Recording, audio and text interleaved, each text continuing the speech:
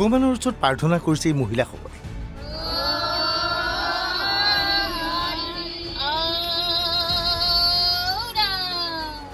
সন্মুখত এখন নদী। নদীৰ পাৰত বহি এইদৰে প্ৰাৰ্থনা কৰিছে মহিলাসকলে।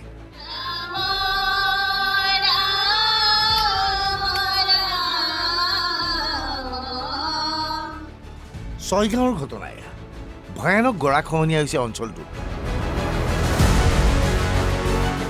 এই মানুহখিনিৰ এটা শেষ ভৰসা ভগৱান।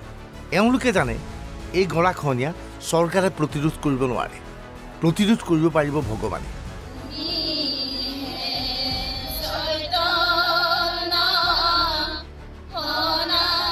সেয়েহে ভগৱানৰ সহায় বিচাৰিছে মহিলাসকলে।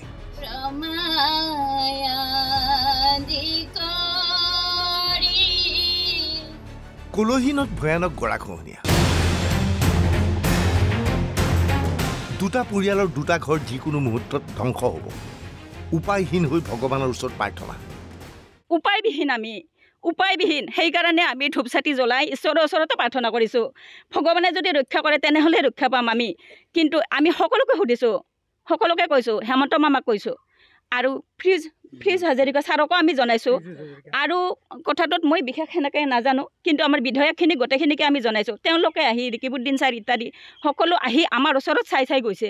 আমাৰ লগত আহে, আমাৰ লগত তেওঁলোকে নিয়োগ কৰে, কিন্তু আমাৰ কথা তেওঁলোকে নুশুনে আৰু আহি গুচি যায়। পাছত তেওঁলোকে আমাৰ কথা পাহৰি যায়।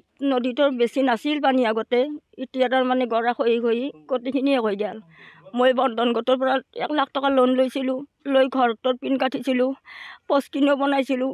ভাবিছিলোঁ ল'ৰা দুটা আছে, ঘৰটো ভালকৈ বনাই ল'ম, কিন্তু গোটেই হৈ লৈ গ'ল। মই পষ্টখিনিও আধাতে ভাঙি শেষ কৰি দিলোঁ।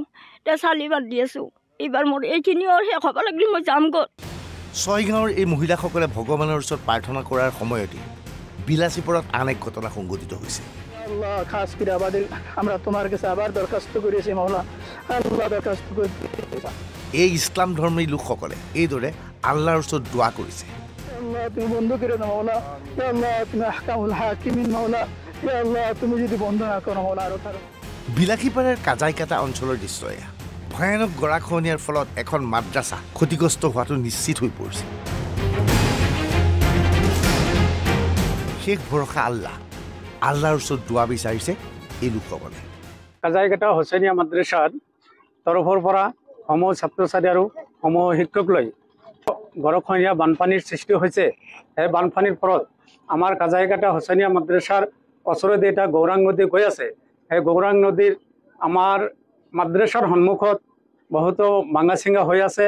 সেইটো আমি নামাজৰ পিছত সমূহ ছাত্ৰ লৈ আমি আল্লাহৰ ওচৰত দোৱা আৰু আশীৰ্বাদ বিচাৰোঁ যে আল্লাহ যাতে আমাৰ এই ছাত্ৰসমূহৰ আৰু শিক্ষকসমূহৰ দোৱাৰ বৰকতে আমাৰ এই গৰাখহনীয়াটো বন্ধ কৰি দিয়ে। এইবাৰ বদৰপুৰৰ এই দৃশ্য মন কৰক। বৰাক নৈ বাঢ়নি পানী ভয়ানক পৰিৱেশৰ সৃষ্টি হৈছে। এয়া ডবকাৰ দৃশ্য। এটা পথ আছিল, কাষত আছিল এখন পথাৰ। এতিয়া পথাৰৰ পানী আৰু পথৰ পানী একাকাৰ হৈ পৰিছে। ভয়ানকভাৱে নদীৰ পানী বৃদ্ধি পাইছে। ৰাজ্যৰ ভিন্ন প্ৰান্তত এনেকৈ সৃষ্টি হৈছে ভয়ানক বানপানী। Bureau report NB news.